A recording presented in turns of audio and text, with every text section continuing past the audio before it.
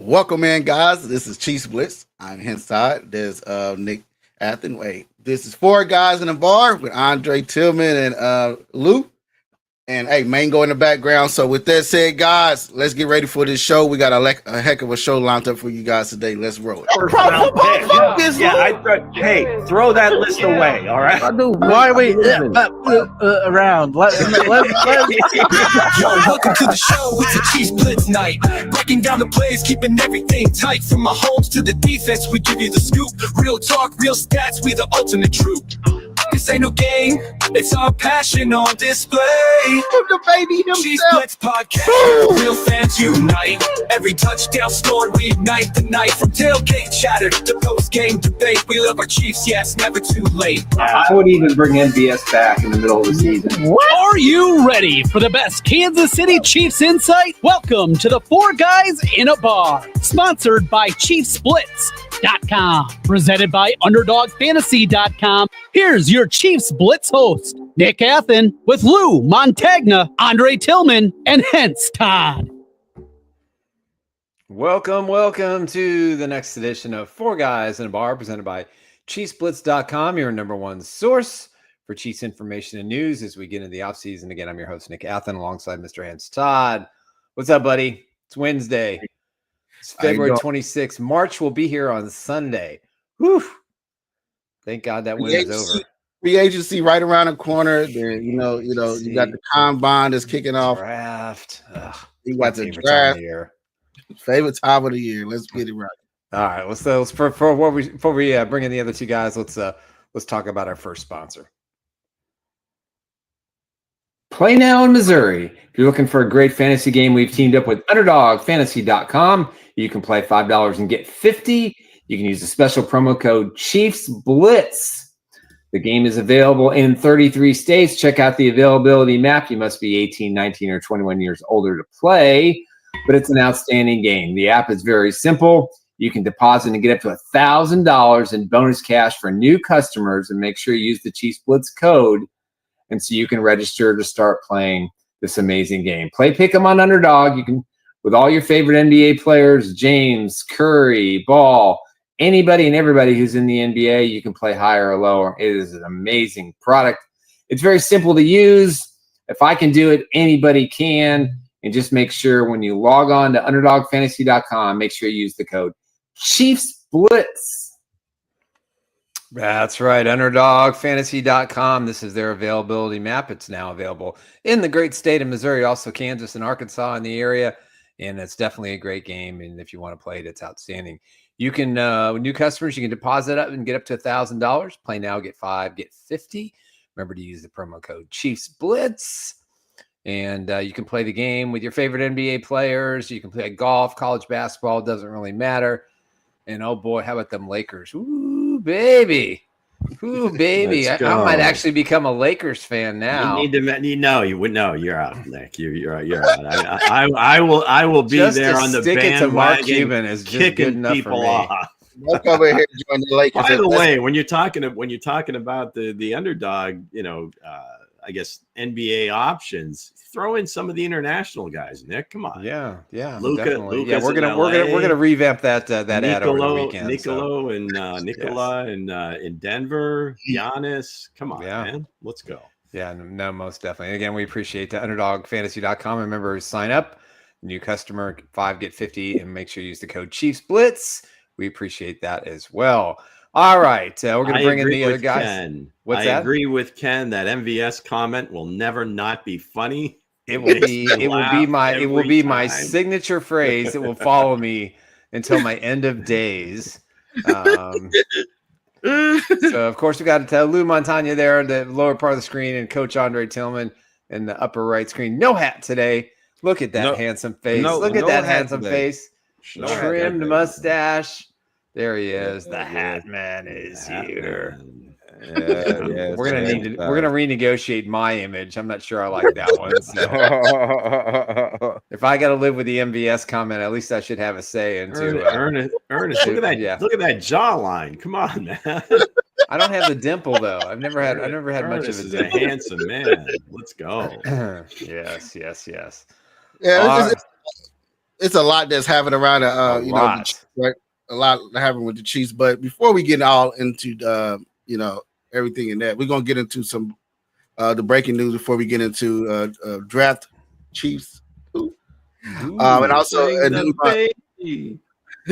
so with that said, let's bring in this the small fry, I like to call him, aka Skillet. The skillet. Skillet. But what before we do that, I'm gonna give some more shout outs to the guys that's on the Twitter, man. They got our account keep growing, they keep sharing, they got everything. I know we did this last week, but again, we gotta keep shouting. Let's go. Appreciate that. Yes. 10,000. We're trying to get up to that 20,000 by the end of the draft, guys. So End of the draft. Set that bar high, man. Let's Set go. No Let's fooling get around. Let's get to that 20,000. Also, shout out to everybody that's giving We got 300 new subscribers since then to our followers, so appreciate that. Tell your friends. Yep. And please subscribe to the YouTube channel right there at the bottom Yes, right of the screen. You have a little button. You just have to have a Mm-hmm. Gmail account and you're good to go. Right. So with that said, I'm gonna give a shout out to everybody, all the other content creators out there that's using our products, man. Thanks for giving us a little love on your platforms as well. Yep. And I also shout out to Mango for everything. The man, the myth, the legend. He's in the legend, the Juice Kid, and everything got popped up. So anything y'all want to add in there to shout out the fans, Coach Dre? Yep. Not for real. I appreciate the love though, man. I can't see the bottom of my damn. Your face, man. We're cutting you off there. Every time you come one that comes in here, We need to fix that bar. We need to make it a little smaller. Man, some chick. I'm over here. I'm tripping. I'm like, God damn. Nah, but honestly though, look at Lou's face. man. Zoom out a bit. Yeah, zoom out a little bit, dude. Like I can see I can see the single hair between your eyebrows, man. Back up a little bit. Man, I'm trying to. Yeah, you don't gotta be all up on. Look at that. There you go. Hey, he gotta make sure he all up on the mic. Everybody, I want you to see I want y'all to see my face. No, honestly, This is not a 3D show. The expression. You know what? I'm gonna kind of do it like this now. I'm gonna be just like this now. Is that better? Yeah, just nice and laid calm. back. man. Hey, why you all up on the carrot? I'm gonna keep that to myself, man. I'm you'll gonna know when to zoom in. I had a comment for that one. I keep it to myself. Nah, but honestly though, I'm definitely loving, man. I'm definitely loving it, man. We grinding every day, putting our best foot forward. But again, I do appreciate the love from everybody, guys. This is a grind here, so I appreciate the love. Yep. So No, we appreciate everybody. absolutely. All right, let's get to the breaking news, right? All right, damn. Bring in the baby.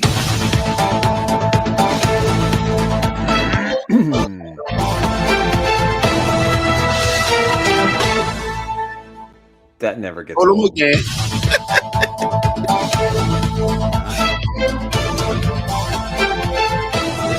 This one must be big. Let's go. All right, must Damn. be Damn. huge. Damn, would you double down, bro? Triple baby. He's tripled down. Man. We got triplets today. Hey, the baby said he ain't been on here a while. All right, he's just throwing a little tantrum. It's all right. He gets But more again, face time we than the coach. What are you talking about? We got a little bit of news update on go ahead and read it, Nick. Go ahead. All right, there is growing optimism that the Chiefs will sign Trey Smith to a new 5-year deal. That's per Nate Taylor. I can confirm that it more than likely will be a 5-year deal in the 95 to 105 million total value contract. It appears with the increase in cap space the Chiefs were not expecting. Now that they have definitive word that one of their players might be back, then I think they're pretty confident that they can get Trey Smith done. And if you heard Brett Veach yesterday at the NFL Combine and a couple of the side interviews with the NFL Network, he indicated he thought he'd get it done, and also appears to be good news for linebacker Nick Bolton. Looks like both sides are going to reach a deal there as well. So the Chiefs' top free agents on offensive defense appear to be not hitting the open market.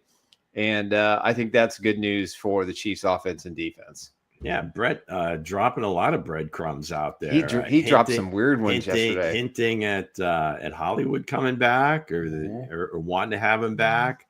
Now, I guess that's part of the negotiating as well, is just kind of put it out there publicly that the Chiefs want these guys. He doesn't do that though. He doesn't do that normally. Well, that's my point. He's very. If he mentions it, it's likely going to happen. He was really candid and just kind of not so guarded. So that was pretty interesting on his part. But yeah, I mean, those guys went through the car wash, if you would. Andy and was on with one of the insiders. I don't know if he was on with Pelissero or one of those guys. And I think Judy Batista had one of them. And then he did Florio and Sims. So it looks like the combine actually is starting to have like a little bit of a radio row. I don't know that it was quite like that in the past. It's always they had over two. They included over 200 new media credentials this year because McAfee's got his set there, right? Florio and Sims are doing their show live from there, so I think that's where it's kind of changed a little bit as far as they have dedicated space. So hey, more power to them. Yeah, and this is the way the NFL has it said. Before y'all cut me off, I was going to say, going into the other breaking. All right, the other breaking news: tight end Travis Kelce will return for the 2025 season. It will be the final season of his career. The organization have known of its decision for a couple of days. Again, by Nate Taylor. Listen, I think he was always going to come back. I think he just needed some time. And of course, it was reported that he was. I guess he and some of the other players were pretty sick on Super Bowl day, and it really wasn't disclosed. I think it leaked out yesterday that not only the Eagles have the flu. To the game, if you recall, they were like Jalen Carter had some illness and so forth. Not that was the difference in the game. The Chiefs got whooped. No, not at all. Listen, we'll talk more about Travis in a minute, but here we go. I think this is I think this was expected. I just don't see Travis. He's too competitive to go out in a loss like that. He's going to be all in this year, and I think this will be the final year of Kelce and Mahomes, and then a whole new era of Chiefs football is going to happen after this. So I think it's going to be very interesting to see what the Chiefs do in the offseason. If this is going to be a kind of like what the Eagles did last year, kind of all in and just push every button and push every envelope and try and put the best team together, or it's just going to be a swan song for Travis, and hopefully he goes out a Super Bowl champion. But if not, 5 years from now, he'll be in the NFL Hall of Fame. Oh, that's fine. That's fine. Okay. That's fine. All right. Brett Veach revealed that wide receiver Rashee Rice is ahead of schedule in his rehab and says the training staff feels really good about him being ready for camp. Also notes they will deal with the legal side of things when it comes to it. So to give everybody an update, his court case for the accident has not reached the courtroom yet. There was a plea. It's just Texas. They're backed up. It was he did plead not guilty. The two civil cases also have not gone to court, but the anticipation is the civil cases will probably be settled, and it's likely that once Rashee Rice gets into court in Texas, remember his attorney is the attorney that represents a lot of the Dallas Cowboy players. He's also a Democratic state senator. He's got a lot of cachet and a lot of pull. And the fact that so much time, it's been almost a full year since this happened. I would assuming it's going to be a probation deal. The NFL will weigh in. And from what I'm hearing, and I've got pretty good sources on this who have always helped me with suspensions in the past, we're looking at 4 to 6 games. And I think 4 being the minimum and 6 probably the maximum. And of course, Rashee Rice can appeal. Now, he has taken a lot of steps to convince people that he's on the straight and narrow and the right track. He's gotten rid of his entourage, some of those people. He has worked his tail off in the rehab. He's been giving back to the community. So, these are factors that will play in. The thing that's going to hurt him is leaving the scene of the accident. Yeah. Had he stayed, I think the suspension would probably be less, but I think he's gonna suffer a little bit for that mistake. Biggest thing in his favor is he didn't injure another person. Now, No, not granted, it technically. was right. I mean, it could have been really, really bad, Right. but he didn't. And it seems like in the past, with all these different suspensions, that if you do physical harm to someone else or injure them in some way, that seems to be where the NFL really gets upset, especially if it's against women. So, yeah, we'll see. But it just, I'm no lawyer, but I would think if you're going to try to get a bigger settlement, you'd like to see the courts weigh in and see kind of like where, which way the wind is blowing. So, and we don't know if he was the driver or not. I mean, there were other people in the car. Yeah. So again, a lot of it's going to be sorted out. It is my understanding we'll go to courts at sometime in April or May, and the civil probably in June. But like I said, I think all these things are going to be settled. And then the NFL is going to weigh in pretty quickly on this thing. I think the Chiefs are going to know right away. But the good news is it appears that he may not be able to participate in OTAs, but definitely potentially maybe mini camp and training camp. And obviously he'll be allowed to play in the preseason game so he can get some work in. So that's a good sign for the Chiefs. Also, GM Brett Veach has revealed that Andy Heck is excited about the move of Kingsley Suamatea to the guard position. Excited for his quality of play to go to the next step this coming season. And my guess is, if indeed the rumors are true that Trey Smith is going to return to the Chiefs, that Kingsley Suamatea could be the replacement for Joe Thuney, if Joe Thuney only plays one more year on his last year of his deal. So we'll talk about that a little bit later as well. So with that said, let's get it. That was the updates of the day. We had, a lot that cooked off there. So before we switch off into the show, go on and see if they have any questions about the update before we go into Chiefs draft. Chiefs draft too. Chiefs who draft. Veto. I did notice those come out earlier, and the Chiefs actually moved up. They moved up to around 25 overall. But still, the lowest grade is kind of strange. But the lowest grade is for Clark Hunt in ownership, like a C minus, I believe it was. So again, who knows how they actually grade this? I saw this scale, and it's basically like a grading scale in school. But the way it's weighted, 15% of the overall grade, which is the biggest chunk, is for ownership. Yeah. So. And they're the ones, the same cast of characters are usually at the bottom. Arizona, Cleveland, just all the just the reprehensible ownership. Don't even say nothing, Bo. Don't even say nothing, Bo. I think it's a bunch of. I'm with Ruben. I want to make a quick comment on this. I think it's a bunch of nonsense. Yeah, There's a couple of things. There's a couple of things why this doesn't really matter in Kansas City. Number one is the Chiefs are not going to invest any more money in their training facility or the stadium until they know what they're doing. So they're not going to throw good money after bad. And that's one of the reasons why over the last couple of years, they've made some changes. Like, they had to put a new air conditioning system in, for the training facility and things like that, which are just stuff they have to do. But even that's a $20 million expense. So, or a couple $1 million expense, sorry. So at the end of the day, the grading is going to be what it is, but the Chiefs don't care. These guys are rich. They're making a lot of money. They won 3 of the last 6 Super Bowls. But the Chiefs aren't going to invest much in their infrastructure. And so for fans to get in an uproar about this, I think it's a bunch of mumbo jumbo BS, kind of like PFF grades. It's all subjective. I don't know.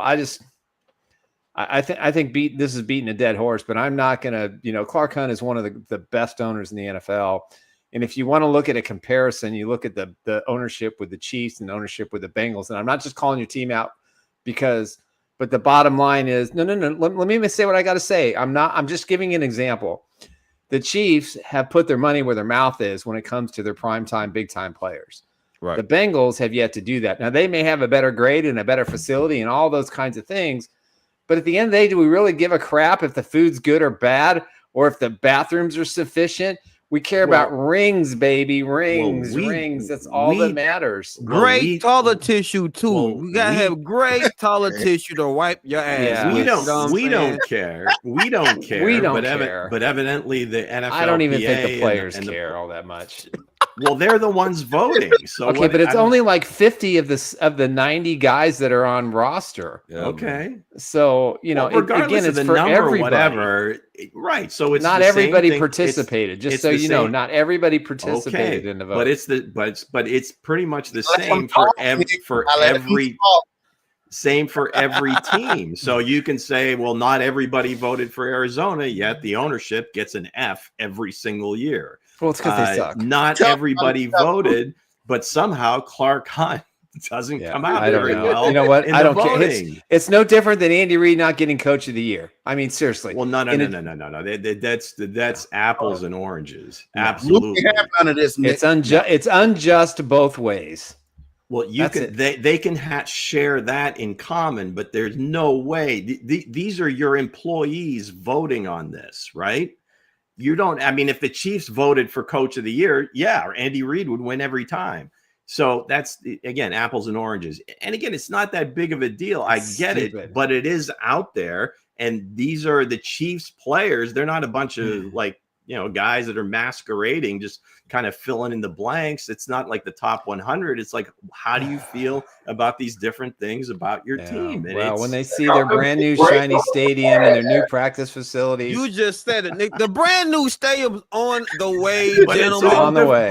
But you're deflecting away from what we're talking about. But it's stupid. That's your opinion, and that's my fine. opinion. But the numbers and the way that the players have voted that's what it is. So there's something to it. We don't know the exact questions. So the players spoken. So. Again, it doesn't matter. It's the same for every team. Let Everybody's them taking talk. the same test. Let them talk. Let them talk. All they want. Lou said, "Hey, I'm not having none of this," and he's dumping down. I don't disagree with what you're saying, Lou. I just think it's a bunch of nonsense. It could be. It really could. But there's some reason that players vote the way they do. That's why the Bengals facility is better. Man, we agree on that, gentlemen? Can we agree on that? The Bengals facility is way better. Did you ever see where they do their outdoor facilities like underneath a throughway? Okay, you can see how they're like in somebody's neighborhood playing in the front yard.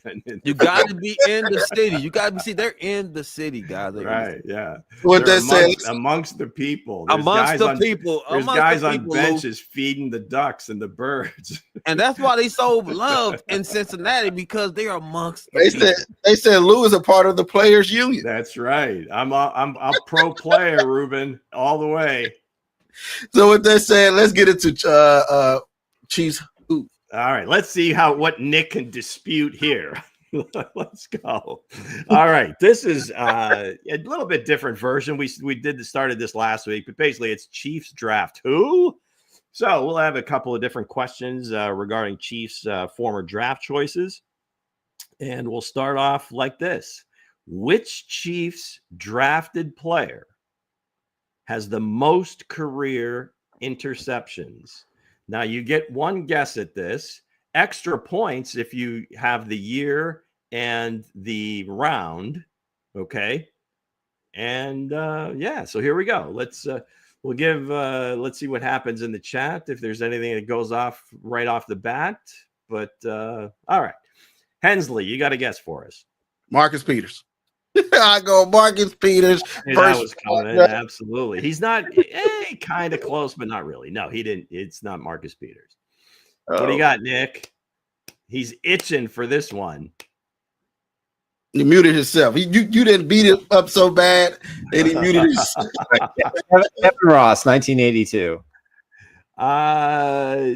Wrong on both counts. Oh, shit. How about Coach? Flowers.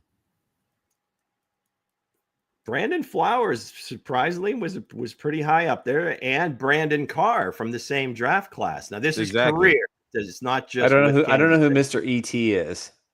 Mr. Mango. Mango. Who's Mr. E.T.? I got it. Emmett Thomas. You got to get the British translation. I don't believe Emmett was a Chiefs draft choice. He might have been an undrafted free. And again, that's going back so far that he wasn't part of the common draft. So it basically starts when the leagues merged. Okay, so the answer is Vito has Duron Cherry. Close, but One of my favorite players, actually my favorite Chief ever, Mr. Albert Lewis. In 1983, third-round pick, had 42. Kevin Ross was part of the 84 draft class, and he had 38. Yeah, we also would have accepted Bobby Hunt, a fourth-round pick in 1969, also had 42. Yeah. Okay, same question, except this time sacks. Oh, that's a good one. Which Chiefs drafted player most career sacks? Now remember, drafted by the Chiefs, not necessarily all came with the Chiefs. Nick, you said the same thing last time. Let's not get too overconfident. Relax. Hensley, what do you got? I'll go. Is it between? I say Tom Bahali. Tom Bahali, not Tom Bahali. Nick, this one was easy. It's got to be It's got to be Derek Thomas. There can't be anybody else with a higher number. 132 and a half sacks.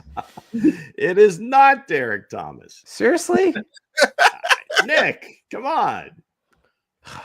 What do you got, Coach? I suck at this game. Houston. Justin Houston, not bad, not bad. Anybody in the chat? What do you got? A bunch of DTs.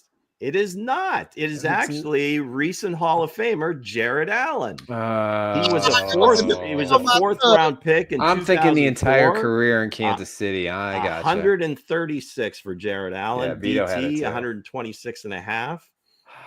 So there you go. I'm going to that Hall of Fame to watch Jared go in. So it's gonna be way to go, Vito. Vito had it. He was a little said it, but I knew he knew it. Right? Yeah. Damn, Jared Allen, huh? Give it to the Paisan. God, that picture looks a lot like my son. Let's go, Vito. Okay, Vito, last congrats. One. Same thing. Which Chiefs drafted player had the most career touchdowns from scrimmage? This doesn't include quarterback, so it's touchdowns from scrimmage. Me? Hensley? I would say Jamal Charles. It's got to be the 25. He's up there, but not the most. All right. I'm going to go with my boy LJ, Larry Johnson. Larry Johnson, less than Jamal Charles, but not correct.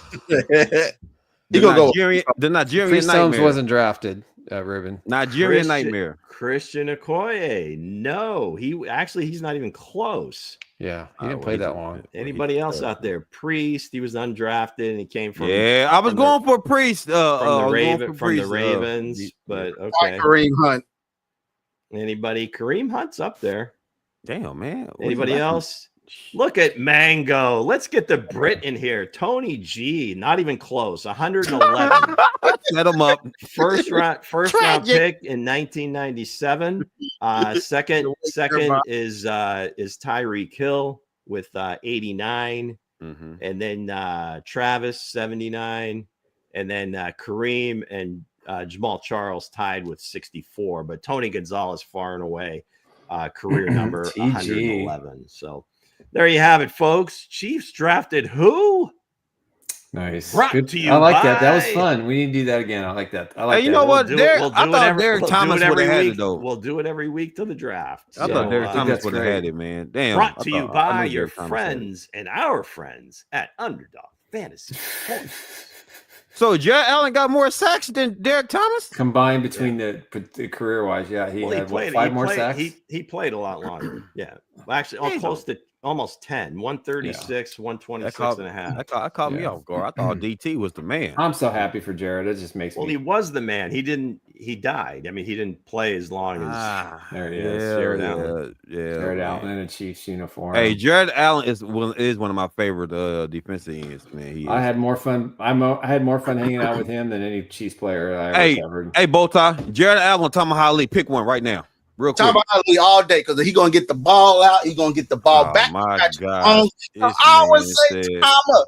And he teaching all the young guys. Guys in the comment section, who y'all got, man? Hey, Jared Allen or Tom Holly? Real quick. Take your time. I know one person I do got.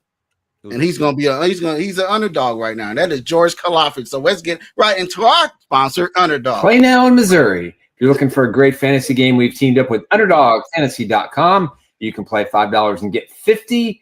You can use the special promo code Chiefs Blitz.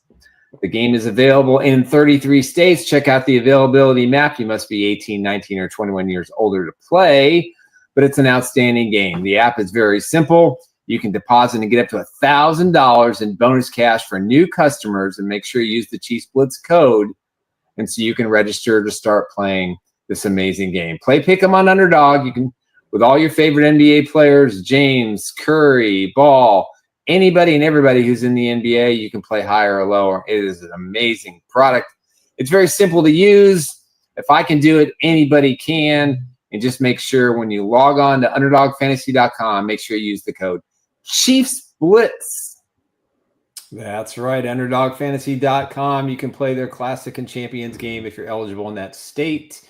You got to be 18, 19, 21, 33 states available.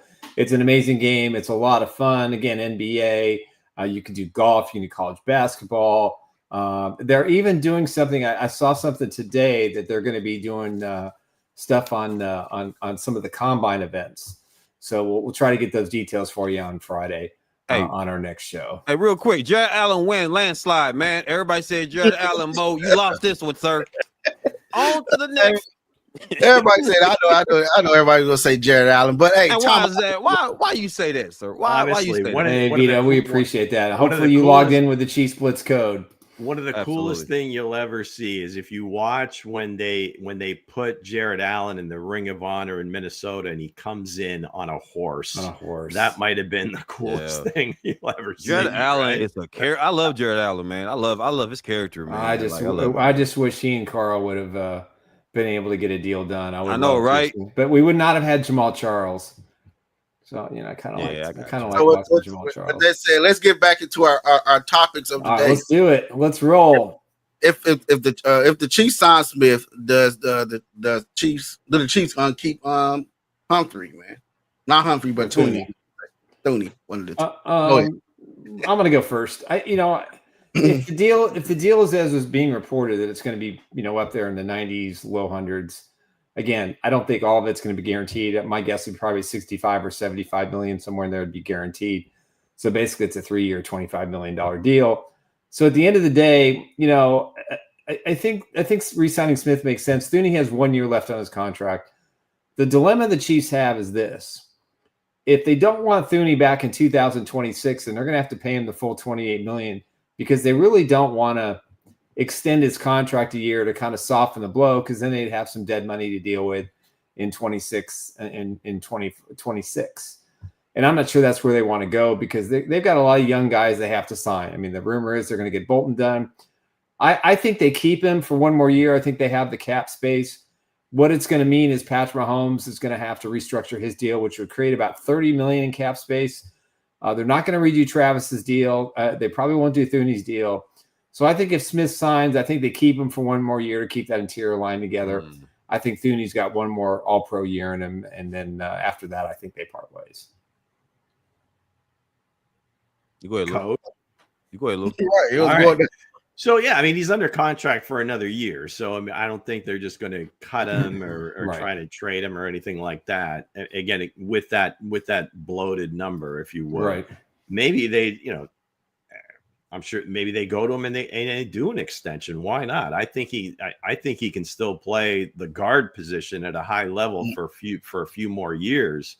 So if they feel comfortable with that, then absolutely. Why wouldn't you? I mean, they've got, if it's not the best interior 3, it's one of the top 2, right? And I don't think it's 2. So you want to keep those guys together, and then maybe again, and we saw it come true last year. So I don't know if it's a great theory that you can get away with it on the edges, but you can't. And we saw it. Show the hell can't.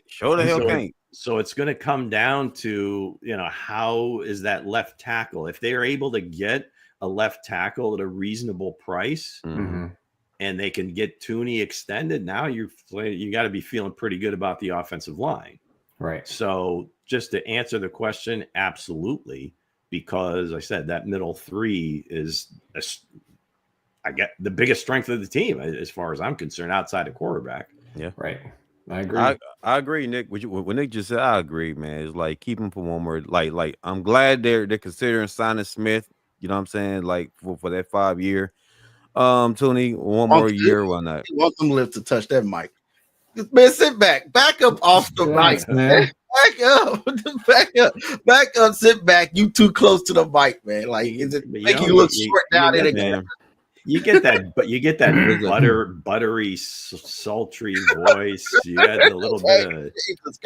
I'm thinking of Lou Rawls right now. You'll never find. But whatever, guys. Hey, y'all funny.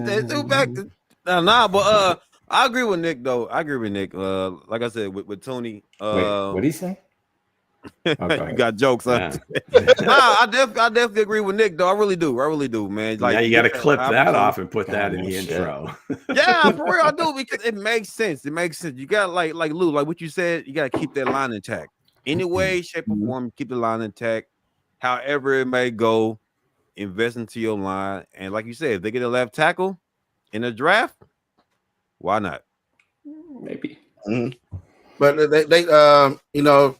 I think like I had to agree with Lou, man. You know what I mean? If Tony is playing friends, if Tony is playing very well at that position, why not? You know, why mess with something that's arguably the best interior line in the NFL? It didn't. I know it didn't look that well. Did you say play great in what game? Man, because they moved him. They moved him on the left side where he was out of place, right? They moved Tooney on the left side where he was out of place. But again, man, like I said, I would stand Joe Tooney, give him a couple more years. He's only 34. He's not, he's not only 34. He's only 34. He's not that old, is he? Yeah, he's about 30, probably 30. I don't know. Somebody look it up for me. I want to say 30. I want to say 32. I mean, anytime he lines up a guard, he's arguably the best guard in football. Mm-hmm. And he's right there. I mean, if there's two or three better, maybe, but he's kind of that guy. So if you can get him at that number, now again, does that number 32? Does that number 34 that Trey Smith, whatever that number that Trey Smith gets, does that impact Tooney's negotiations? Yeah, I mean, they would have 20. If this kid's getting this, well, I mean, they'd have. I'm sure that's what the agent's going to say. 38. My math. They have about $56 million in the interior of their line for next season on the books. Yeah. Well, that's what happens when you got guys that are really good, and then you still got to find a tackle. And you do draft and develop. Again, that's always draft a message. And develop, Lou. Same thing and develop with Cuffs. If they can get him extended this year, not wait until they have to do it now. They're definitely going to give him the 5th-year option. I would. That just seems so obvious. But you draft these guys, you turn them into all pros, and then sorry, that's not cool. They're going to have to extend. Can't keep them all, but I mean, if they're at that level, can't keep them all, gentlemen. Can't keep them all. So you hear that, Bo? You can't keep them all, Bo. Speaking of not keeping them all, what's one guy that's they hint that is coming back? Travis Kelce. He said he's probably coming back. He will be back. A lot of fans are some fans are said we let him retire. Some fans are said, hey, bring him back. You know what I mean? If he, I don't see though, they said he had, he was sick in the Super Bowl. So, I think that was the worst play I've seen him play, in his whole career. But everybody on that offense. We're not talking about that game anymore. We're done. So listen. Go ahead. Nah, man, let Travis listen. He coming back. I get that. But guys, what can we expect from Travis Kelce, man? What can we possibly expect from the guy? In my mind, his mind wasn't in the game no more. I do believe he's not in the game. I don't believe that at all. That's ridiculous. I don't believe it, man. In the game where it counted, you're talking about one game where he played bad. No, the whole season, man. The whole team played bad. Season, man. The whole season, Travis Kelce wasn't the same Travis Kelce. He wasn't. Well, he no, wasn't. But this version of him is still better than half the tight ends in the league. 3/4. And if he not better than Trey McBride, and if he can still play, not better than Trey McBride, and be a mentor to the younger tight ends on the team and anybody else that they bring in if they were to draft another one, Yeah, that goes a long way, and it's not like he's making so much money playing football. I mean, it's not what do they own, like 19 million or something? So the whole thing was, I mean, it's speculation all the way around. The fact that he was considering retirement, he said some things on his podcast. It was close to, so close to the Super Bowl. Sure, I'm thinking about it. Absolutely. Well, maybe he's probably gonna give you 500 yards of offense. 500 yards of offense this season. I don't think you can put the value on the number. Doesn't matter. Strictly it's not the value. It's not the yards that matter. It's what he does to then the what team are itself. y'all Listen, saying, gentlemen? Okay, what y'all saying? Because let me put this in perspective. Playoffs, he always elevates his game, and he didn't elevate shit last year. Well, this year. All right, let me put this in perspective for you, Coach. All right. You got to come up with some kind of sheet that has a bunch of numbers on it, and that tells Coach. Did you say numbers? Hey, Lou, would you tell me it's what the eyes can see? Who's Lou, good and who isn't? It's what the eyes can see. You don't tell me to back about the microphone, sir. I'm talking about Travis Kelce right now.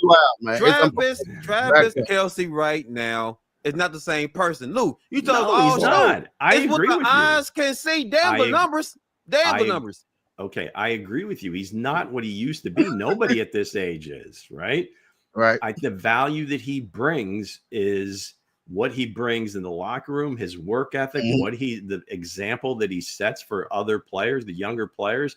This is the way you work, and this is how the organization rewards you for doing these things. Now, I get it. You've never been aligned with a team that's won anything before. No, ain't it, so Luke? You have no idea what the hell that means. Ding. You told me when I bring up stats, no, Drake, it's what the eyes can see. It's what the eyes can see. Guess what I see? Yeah.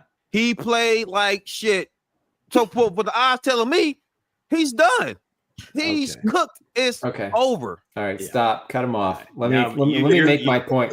You're lucky. I love Trey McBride. Okay, You're lucky that I love Coach. You're lucky that I love Coach Dre because one of the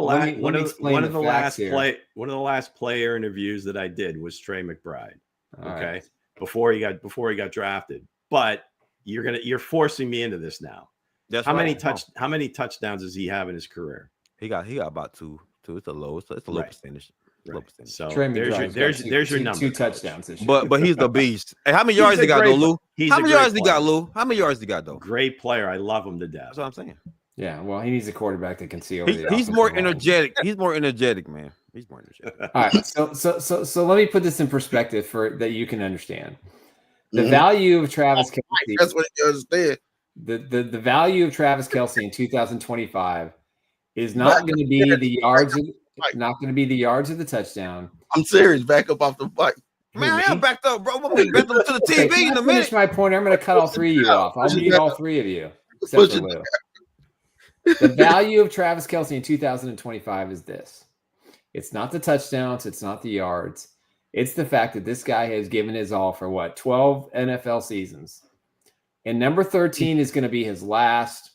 And you know what those players are going to do? They're going to rally around him. They're going to win it for Travis. And that's going to be the entire theme because this guy has given everything back. He goes 100% in practice. You ask all the young receivers, you ask Worthy, you ask Rice, who helps them the most? Travis Kelce. This is why he's not lost. Maybe he's lost a step. And yes, he maybe he doesn't get 1,000 yards and maybe he doesn't get double-digit touchdowns. And excluding one crappy game in the postseason in his career, name another game where he played as poorly in the postseason. You can't because it didn't happen. Mm-hmm. He's going to mean so much to this team for willing at his age to come back when he's dating Taylor Swift. He's got one of the highest rated podcasts that makes more money than any other podcast out there. He's got movie deals, TV deals. He doesn't need this crap. His home got burglarized. Yet he's still here wanting to play one more year for himself and his team and to give it one more go. And they're all going to rally around him. It's going to be the year of Kelce. And I think the Chiefs are going to have one of their best seasons of their existence next season. Ballers, and I think having Travis ball.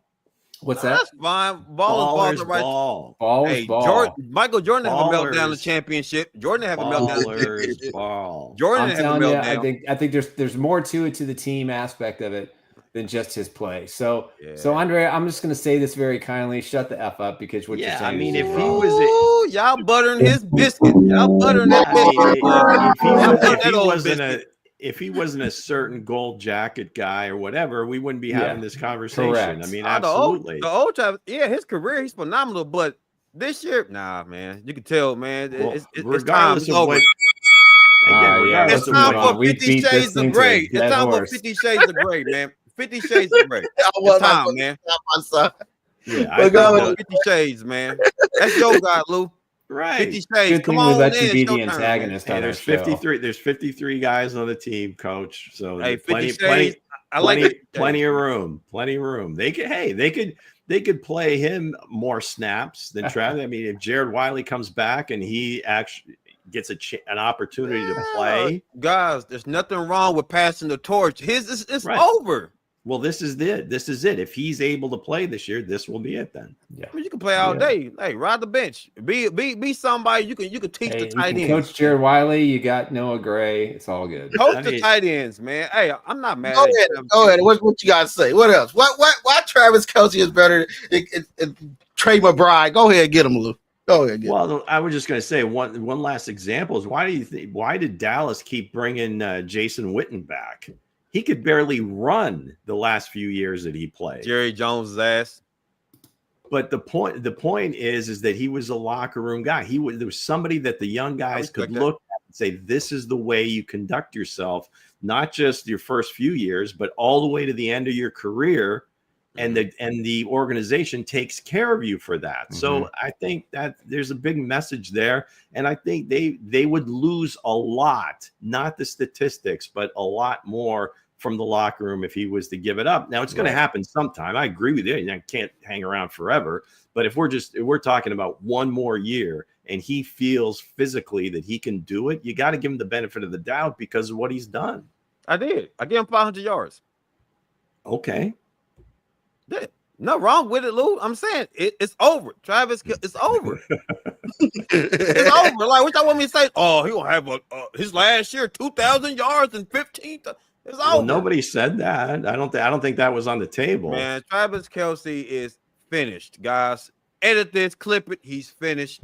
It's over. 50 Shades time is coming. That's all I'm saying, man.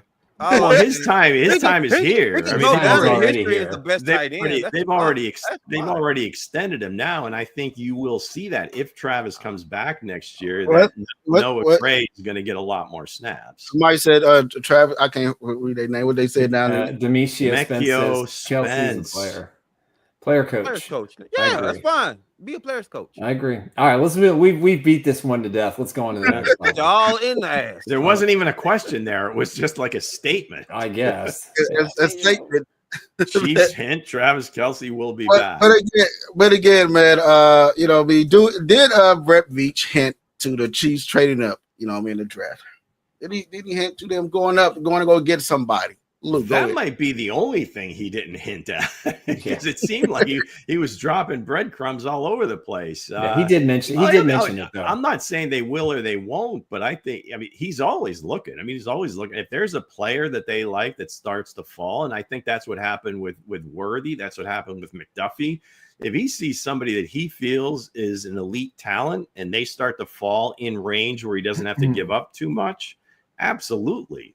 But I don't know if he actually hinted at that. But everything else, he did. No, he did mention it. He did mention it in the session with the general media. He indicated, the only tough thing is they don't have that many picks this year. I think they have 5. Yeah, they have 5, but they'd have to be creative. If we move up and pick a little higher, we want to be excited about a guy like Xavier last year who can come in and produce right away. Ideally, that would be a left tackle. Those are the two biggest nuggets, I thought. Now, I think that left tackle could be the kid from Ohio State. He's injured, had an ACL tear in October. His name's escaping me. Josh Simmons. Simmons. Otherwise, this could be the start of one of the greatest smoke screens ever. Yeah, he could trade up and get who knows. You know, he could get a defensive tackle. He could get maybe a pass wide rusher. receiver. Maybe a wide receiver. Maybe get a wide receiver. I don't think there's any questions. Last name starts with a W. Yeah, Simmons is the player from Ohio State, and there's a lot of debate on whether he might be ready. I don't think personally he's going to be ready until October, but we'll see. But yeah, I think he was hitting trade up. You know, it could, like Lou said, it could be a smoke screen. But if they do trade up, it's you know, I think it's one guy from Minnesota. You know what I mean, that's rising up on my board, and at a left tackle right now, he's about 6'6". You know, with 340 pounds. He was manhandling everybody at the Senior Bowl. And also your best defensive lineman that's coming out this draft, probably be the overall number 2 pick from Penn State, number 11. And name's crossing my mind, but he was Carter. He's talking about Carter. Carter, yeah. And Carter said he's the best player in this draft, bar none. I like that confidence. He's not even participating he ain't participating in the combine either. Well, the fact that so. I mean, he was injured and then came back in the playoff and was still very dominant. Yeah. I mean, that's incredible. I mean, most people look at him as like, you know, Micah Parsons 2.0. I mean, yeah, he's outside of the fact that they both were number 11 at Penn State. That's crazy. That number's got some historic value to it. Most of the guys that wear it are just, you know, crazy athletes. So yeah, that's but that kid from Minnesota, man, easier. I think that's his last name. I think I probably believe it or you think. I'm probably pushing it, but I think that's his last name. Was sitting about 6'6", 340 pounds. If the Chiefs go up to trade for anybody, gorilla muscle. Demetria thinks that Veach is going to trade out around one. Mango. We got an assignment for you. Go back to last year's shows around this time and how I think enthusiastic the grades or the accolades of that offensive line class were, and where we ended up, and what we're saying now again. So I'm just saying. Oh yeah, 6'6". Did we hit on any of our picks? Muscle. Did we hit on any of our picks? I know. I think I had Sua Mateo in the first round. Shit, but I don't know. Good question. Yeah, that'll be good the week before the draft to put on our picks from last year. I know they meet with some people off my board. Yeah, you had Brendan Rice on there still. How's that relationship going? Oh, don't do it to him, Nick. How's Brendan Rice doing, sir? I know the Chiefs meet with some people with my people. You know, Gordon, Oklahoma State. They met with him today. Princely. You know what I mean? You know, the draft show, man. He was hurt. Them are the people that I chose on my phone. Give me Gordon and Neil, and I'm good. Now, eventually, they will meet with most of these guys. So, Shut up, Lou. I mean, he'll meet with everybody. They get 15 minutes per player. You know, of course, they gonna meet with everybody. Those were nice pictures. They were really nice pictures. Okay, let's get to the next one. He was like, yeah, meeting with the Chiefs. My prediction was right. Lou was like, they meet with everybody, don't they? Which wide receiver should the Chiefs bring back? Hollywood Brown or D. Hopkins? You know, go ahead. Well, if it's one or the other, you know me, I'll always go with the younger guy. I'm not quite sure. They've never had that. I mean, we always talk about it. It comes up, well, they need this X receiver, this extra. They've never really played with one, right? And I think he even was kind of, I guess, feeling his way all the way through the season and maybe expecting more of those types of routes and plays. But I don't know that that's really the way they go. So Hollywood would seem to fit the group better if it's just between those two. So I would say Hollywood because of the age, and then also the money is a hell of a lot less. So yeah, that's you know, that's a big part of it too. Yeah, I'll take Hollywood. I'll take Hollywood. Yeah, I'll take Hollywood. I don't disagree with Hollywood. The thing I love about Hopkins is he's kind of like a wide receiver coach. I think he did a lot. I think, you know, when he arrived, Xavier Worthy started to get it, and they spent a lot of time together. And I think Rice would learn a lot from Hopkins. Listen, I'd love to have Primetime Jet back. He gets injured though all the time. He left 2 organizations before he came here with a lot of history of injuries. And of course, last year, the very first play of preseason, and he was out until December 21st. So kudos for him for fighting to get back. But I think Veach wants Hollywood to come back. I think it's going to take a 2-year deal to get it done. Probably the 14 to 15 million range, something like that, with 10 of it. I don't really know. But what I'm hearing is the rumors about, the Buffalo Bills being interested in Hollywood Brown are true, but they just paid, Shakir, is it Shakir? Yeah. What's going to come out as we go through the process is the Buffalo Bills are going to be interested in just about every available receiver. I mean, the Chiefs are interested in Stephon Diggs, so who knows? And again, a lot of that stuff's coming out. I mean, it will come out this time of year because most of it gets out because the agent wants it to get out. You want to create a market for your guy. I don't know if I don't know Diggs just, by reputation, obviously, what happened in Buffalo and what maybe did or didn't happen in Buffalo. Right. We'll see how hard Houston really tries to get him back.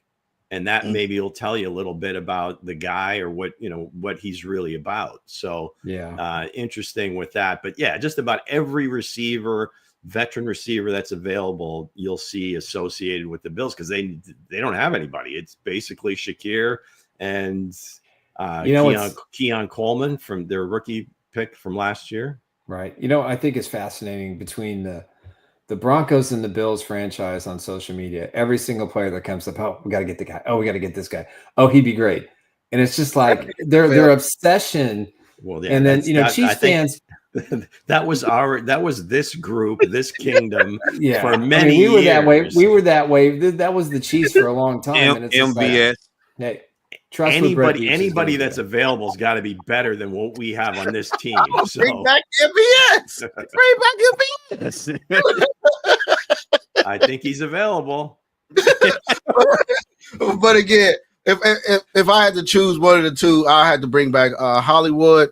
You know what I mean? Because the guys, them 3 working together, it seemed like they, seeing them up at a training camp, it seemed like those guys was bonding together before Rasheed Rice injury and Hollywood injury, and plus Xavier Worthy, what he's shown, what he can do, because he was looking like the number 1 out there. But also, hey, it's just a little dream of mine, Here's some. I want Olegay back too.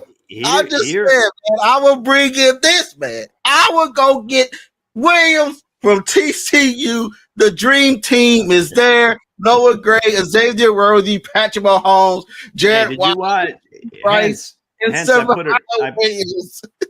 I put it in the chat. Go watch Mel Kiper's most recent first draft with Field Yates. They're talking about the wide receivers, and he goes on for about 5 minutes on Savion and just kind of what kind of receiver he thinks he is and so forth, and how I think the gist of it is that you bring a guy like that in, you better have like specific way to use him. You're not just going to line him up at receiver and have him run routes. So because they keep comparing him to like Cordarrelle Patterson. I said the same thing. They play him at running back. He's a kick returner, whatever, but he never really made it as a wide receiver. Not saying that's going to happen to this kid, but if you do bring him in, you have to have a plan for him. And I'm sure Andy would. He has to go to the right team to make it work. In terms of free agents that are available, we don't know what's going to happen with Higgins, but Godwin from Tampa, he's been injured so much, but he's a great player. Yep. And the names are, it's like a cast of guys that are close to 30, right? Diggs, Cooper, D-Hop, Keenan Allen, Hollywood. Now, Darius Slayton, he's not quite 30 yet, but, he could be interesting. Deontay Johnson, Mike Williams. Guys are just retreads and so forth. So there really is no big free agents. Yeah, it's not a great free agent class all the way around. Not that the Chiefs would be going after a big-time free agent at wide receiver, but just even the availability when you're talking about the Bills and so forth, they're going to be affiliated with all these guys because they need somebody. The Chiefs, on the other hand, I think it's going to come through the draft and just the fact.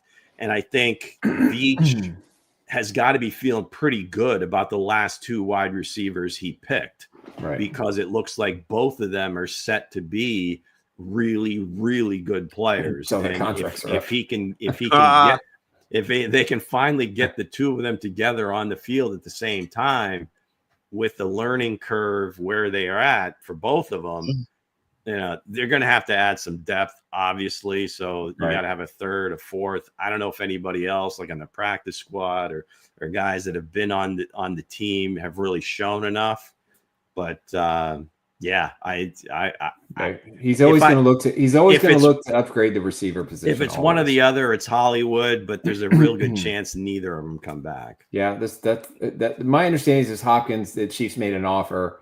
He's going to take a look around. If nothing is enticing, he more than likely would like to come back to Kansas City to play one more year with Patrick. He's just so used to being the guy. Yeah, and I don't think that bothers him anymore. I really don't. And I think the way Kansas City adopted him, and especially the situation with his mom, I thought it was really classy the way the Chiefs fans kind of rallied around their relationship and her story.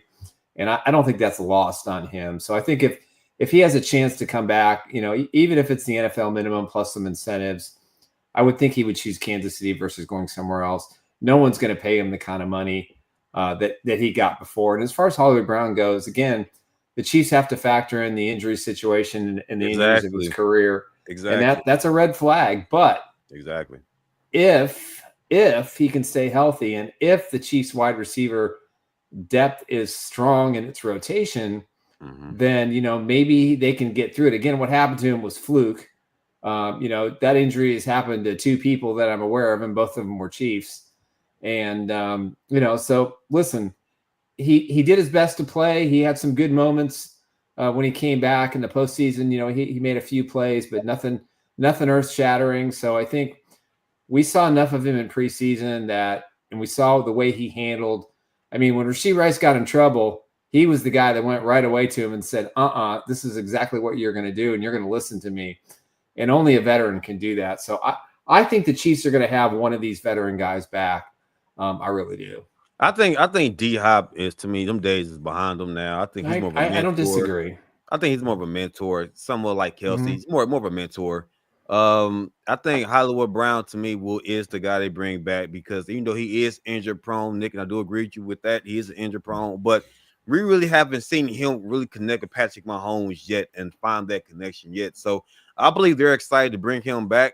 You know what I'm saying? To get that connection going. But I agree. Like I'm sticking with Hollywood.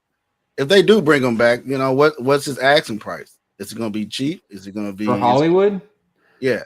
Well, he got $9 million with incentives, and he didn't hit any of them. So I'm thinking probably 2 years, $17.5 million with probably 10 to 12 guaranteed. So it's basically a 2-year deal at $6 million. So that's kind of what I think. That's about right. It depends. I mean, the wide receiver market, had this low and then it was high, and now I think it's going to level out because all these almost 30-something guys are relatively the same player. So I don't think there's going to be a huge demand. Now, if I'm the Chiefs, I mean, I'm going after Cooper Kupp. I mean, that's the guy for me. I'd rather have him versus Hollywood or Hopkins. I think they need to go younger, man. I don't disagree with you, but they've got 2 young guys. They're going to draft another wide receiver. I'm sorry. I'm so tired of these 1-year prove-it deals, wide receivers coming into Kansas City. We need to do those guys, but you need those guys for the young guys. Because you need a guy. You need a guys like if T. Higgins and Joe Burrow and all them did it together. That's what they need to build around Mahomes. Yeah, we can't afford that.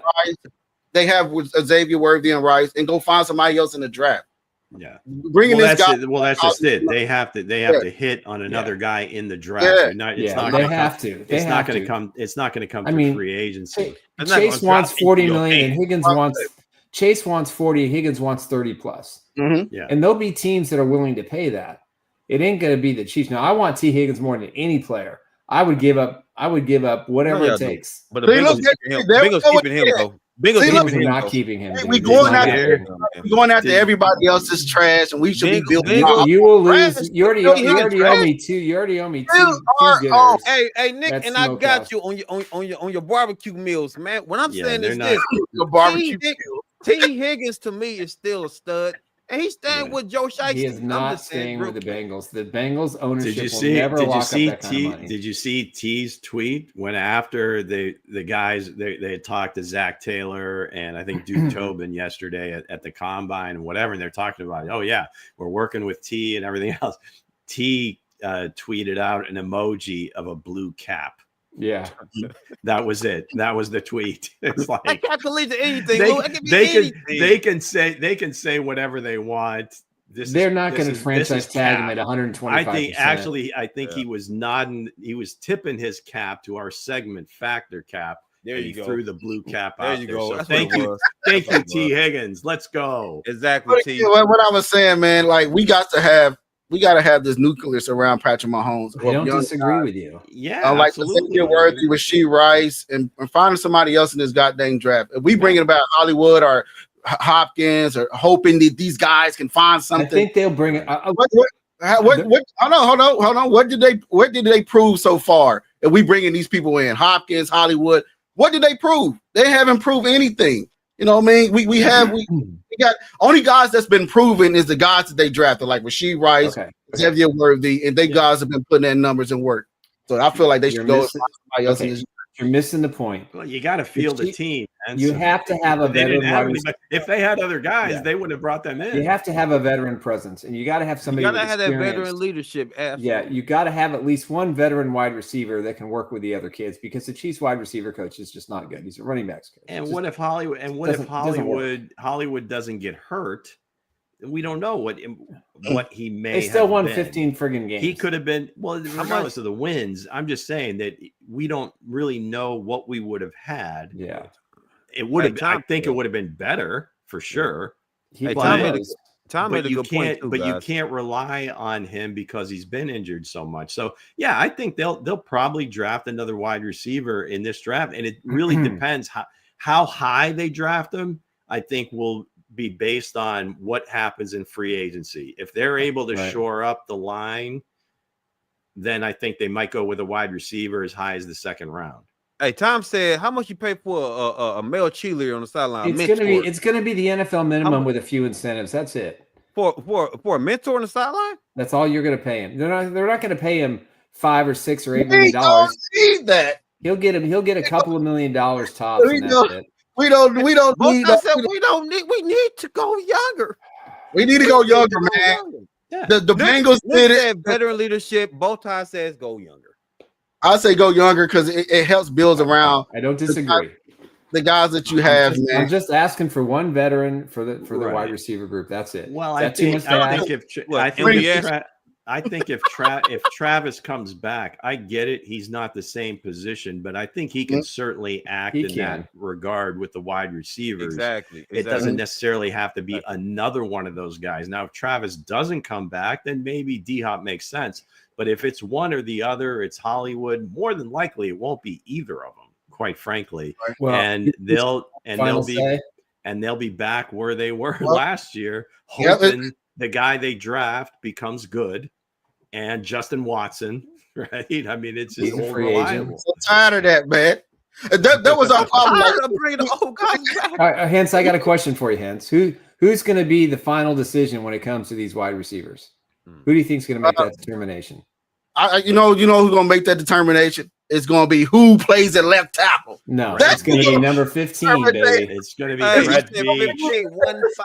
He said 1-5. It's going to be the person, whoever plays at left tackle. We could bring in veteran wide receiver. We could bring in young wide receiver. If he ain't got no time, nobody's getting the ball. So with that said, who will Eddie Reed choose to play at left tackle? It's going to be DJ Humphries. I think they'll sign him to a 2-year deal. I agree. I think he'll have a full off season to work with Rick Burkhalter and the Chiefs medical staff to get his legs in order. His legs have always been an issue. C-. Got some bad knees, man. Obviously the surgery. The NFLPA report card C- for the training crew.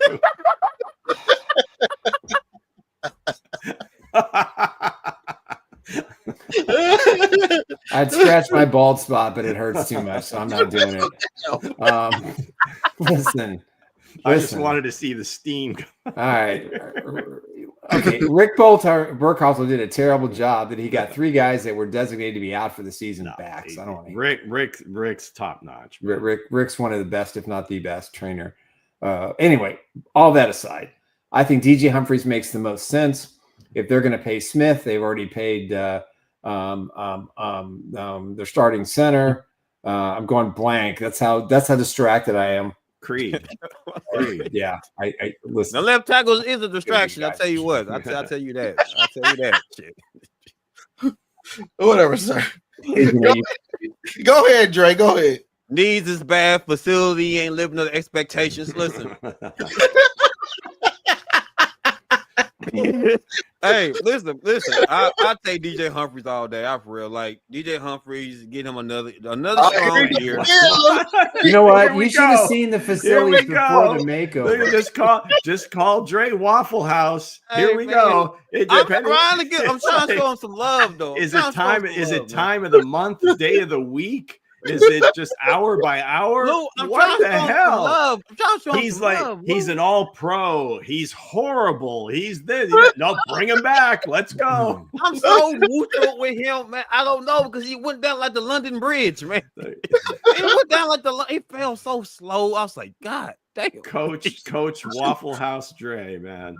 He was an all-pro in Arizona. Then he got here, and I was like, What Dude, he was coming off. He popped his hamstring like eight plays. He grabbed somebody and fell over. He grabbed somebody and just fell back. Go ahead, Lou. That's all I got. But no, it's. Can we make a timeout? Can we make a timeout theme? You're right. I think it's still obviously to be determined. I mean, I'm guessing it's somebody that's not currently on the roster, and I think it will be a veteran. Even if they draft a young guy, they're not going to throw him out to the wolves right off the bat. I don't care how good they are; they'll ease him in. So I think it's yet to be determined. The guy's not on the roster. Are they going to break the bank or not? They may not even have to break the bank, but I think Ronnie Stanley's still got a couple of years in him that he could be at least as good as Donovan Smith, if not better. Yeah, the Ravens are deciding between keeping their kicker and their left tackle, so we'll see how that plays out. Well, I don't know if the kicker is going to be long for the league, Nick. I don't know. I was making a joke. He's been stretched out a couple of times. He's been getting stretched. Yeah. I'm saying that. He's not been the same since Travis Kelce threw his stuff off the field. He's using more than his feet. Okay, I'll tell you that. Mango makes a good point. Cam Robinson for a year and Josh Simmons in the draft. Lou said he losing more than his feet, right? Sir, is that your foot? Oh my gosh! Hey, everything in a happy ending. Where did we go wrong today? It's only Wednesday. Okay. I am quite a kicker. Hey, man, he's the man to do it with many feet. I'll tell you that. Yes, but yeah, he's a feet man. But have you heard me sing opera? but again, if I had to choose somebody, I'd choose a guy from the Los Angeles Rams. He's young, you know what I mean. He's a type of guy that can play what they fill in what they need there. But it's depending on what he's gonna be asked and coming out, on free agency. Or, you know what I mean, if DJ Humphries is there and he's come back to show that he can get to the all-pro level. But like a lot of people saying in the chat, they hoping that Chiefs find that their future young left tackle and they can sit there for next 5 years to 6 years on their fifth-year option, or that would be the dream, right? I mean, that's the best solution is somebody that just comes, they draft them, you put him in there, it takes. Obviously, he's not going to be a finished product right from the jump, but at least not be like a road bump. Yeah, man. Yeah. Well, I think the Chiefs are going to have. I think the Chiefs have a left tackle plan. Brett Veach is obviously working the rooms, talking to a lot of agents, a lot of what if scenarios, setting up free agency. Also, he's there to talk to teams about potential trades. I would not be shocked if there's a player trade or two out of Brett Veach this offseason as well. They said my man got TX rolling. Listen, guys, when you're drafting people, left tackles, you gotta have long arms. You don't need big thighs and little arms, man. You don't need that, bro. You gotta have long, sturdy, strong. They say straight T-Rex from Toy Story, huh? You know. Yeah. but again, you never, but if I had to choose, man, I the dream scenario is them drafting somebody in this draft, and I'll choose the kid. All the tackles I looked at so far, somebody probably pop up I didn't see so far is a kid from Minnesota, 6'6", 340 pounds. Yeah, and handling everybody that I've seen. What is this guy from Minnesota you do speak of? So is he taking over for Josh Connerly now? I thought you were pretty high. You were pretty high on him too. Lou, he was from Oregon. Until I start watching, now it's like in between those two for me. I know the guy. I know the kid from Iowa State. He's pretty good. Yeah, I mean, there's plenty of guys. Minnesota. Every 22 left tackle tapes, and you're gonna glaze everyone. I think there's plenty of guys that have the physical traits, and that I think they could. You said the same thing about Kingsley. I mean, forgetting him where they did, the physical traits are there. Maybe he can still develop into a left tackle. We don't know, but I mean, that's the dream. If one of those guys can come in day one and play well and kind of develop through the season and kind of get better and to just at very least be, what's the word, Coach? Serviceable. Then we can deal with it, and then moving forward, they can grow. There's his name right there. Go ahead. Yeah, Aaron T. Bursary is more wild than King Sumo. That's a hell of a name. Bursary. He is 6'6", guy, 6'6", 340 pounds. Long arms. Again, this is what baffles me about Andy Reid. In Philadelphia, he had maulers. He had guys that were 330 or above, all 5 positions on the offensive line his entire career in Philadelphia. And we just don't have the same thing in Kansas City, and you've got a unicorn quarterback. That's what he wants ultimately. But it just that's why they're going to re-sign Trey Smith. Now, for example, now I'm not saying anything bad about the kid from Minnesota, which would be great. But if you go back to my last mock, the kid from Kansas, Logan Brown, same thing. He's my guy from Kansas. My guy. Runs a 5 flat 40. We'll see if he runs in the combine coming up, but they have him projected. He can't be any worse at left tackle. 35-inch arms, which is kind of where you want to be. Hell yeah, and he runs a 3.2. When I see Exler, where I think that's his name, I'm probably pronouncing it wrong, but when I see him play against Penn State and he manhandled number 11. They was going at it neck to neck.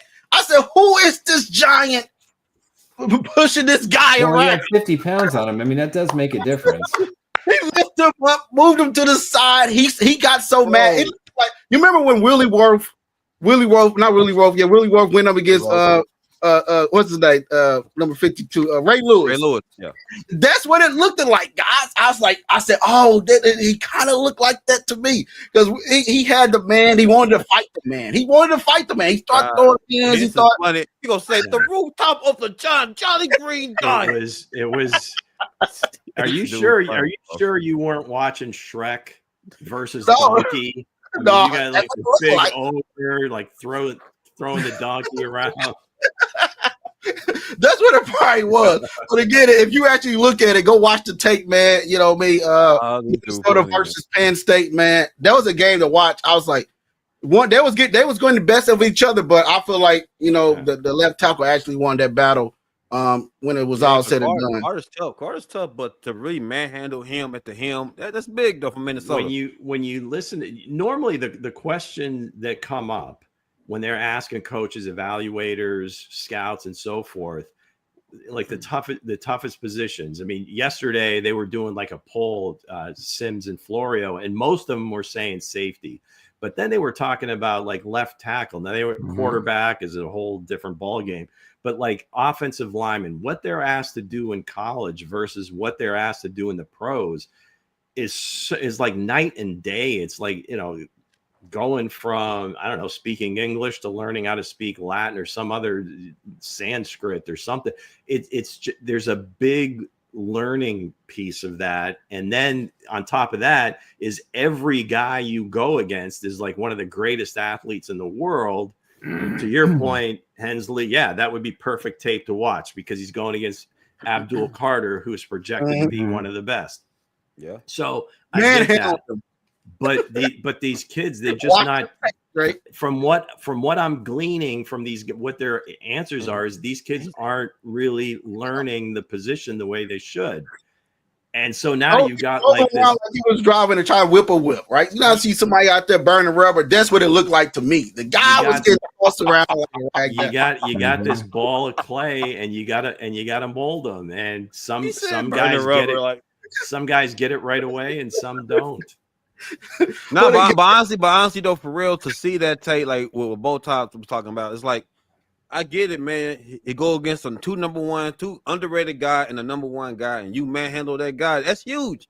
That's gonna raise his stock up. And he did. If you watched him at the senior, bro, he did that to everybody that went up against him. Mm-hmm. I was like, this the guy they probably nobody talking about. This man right here.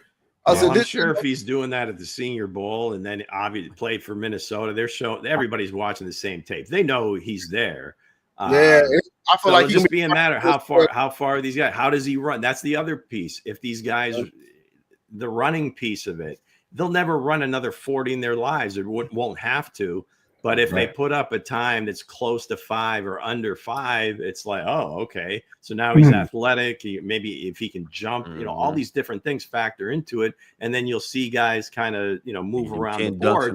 But if you're a first rounder coming into it, you're still going to be a first rounder. But again, just the overall offensive line play, especially tackles going from college to the NFL, it just seems like it's so hard to find even one during the course of the draft. Yeah, most definitely. So with that said, I know God rest his soul, Therese Paylor. He had the all juice team. I'm gonna have the Golden Jacket kids. That's what I'm gonna have. I'm gonna bring the Golden Jacket kids. All right, let's do it. Will be the hot topic of the day. But hey, if you watch the tape, Dre, I know you're gonna go back and watch it.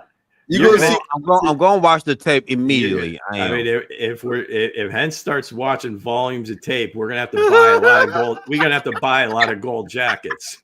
Yeah, I told y'all, 22 of these guys are glazed up. I'm telling you, if you watch it, everybody's great. He will fall in love faster than I don't know. All right. I'm gonna set aside. I'm gonna set aside some homework, Coach. Okay, bet. Okay, for the next show, because Demetrio and King Mo are asking questions. Give me the numbers on the kid from Minnesota, the kid from West Virginia, and the tackle from William and Mary. No doubt. We'll compare all three, and we'll answer these guys' questions on Friday. Got you. I'm on it. All right. Mel shouted out the kid from William and Mary as one of his sleepers. I saw King Mo said somebody from Virginia. I think I've seen it. West Virginia, yeah. West Virginia. Yeah, so West Virginia, William and Mary, and the kid from Minnesota. We will post before we did. We'll post it on social media. What we got. I'll have that immediately. Don't forget our boy Logan from Kansas. I'm telling you. Oh, that guy is a stud, Nick. I know. I watched him play for a long time. He's a good player. So let's go here for our guys at Resell Electronics. Let's do it. We want to talk about our new sponsor, Resell Electronics. They buy and sell all of your consumer electronics. For more information, we're going to roll tape. Run it. Save big on the hottest electronics. At Resell Electronics, we offer the best deals on new and pre-owned TVs, game consoles, cameras, plus so much more. With 2 convenient locations along Noland Road in Independence. Stop by and visit us today. That's right. Resell Electronics, 2 great locations, Noland Road and 40 Highway in Independence. If you're looking to buy or sell any of your personal consumer electronics, they are your one-stop shop. You walk in, you tell them the guys at Chiefs Blitz and Bowtie Sports sent you, and they'll give you a 10% discount. Check out their website at resell.electronics.com. Resell. That's right, Resell Electronics. Hey, I want to shout out to the followers on our Chiefs Blitz page. 381 of you have logged on at some point to watch the show. Please, if you're one of those 381 or the Chiefs Insider page or 4 Guys in a Bar or Talk Prime Time, Please subscribe to our YouTube channel. It's very easy to do. We'd love to get our numbers up so we can do some other things around here. But please subscribe, share, like, link, do whatever it takes. We really appreciate all the extra help and love and support. Well, the last how many commenters are all coming from YouTube? It looks like. So yeah, that's looks cool. that way. Thank you, Demikio, King Mo. All right, let's go. Yeah, Facebook King and Mango, Ruben, Clark, your fellow Paisan. Vito Mirabella. Let's go. Vito. And shout out to everybody, man, again, for the 10,000 followers. We trying to hit that 20,000 by time Ikeo is here. Just came in late, guys. I missed some content. Hey, you can hit the replay when we log off. Be kind. Rewind. Yes. Rewind and subscribe. With that said, we'll see you guys Friday. We're gonna have a packed show Friday. So with that said, enjoy. Hey, watch that tape with Minnesota real quick. Watch that tape with Minnesota because your boy Bo then glazed the hell out of this dude, and we gotta watch film. I gotta watch film. I'm just saying. O-line, D-line.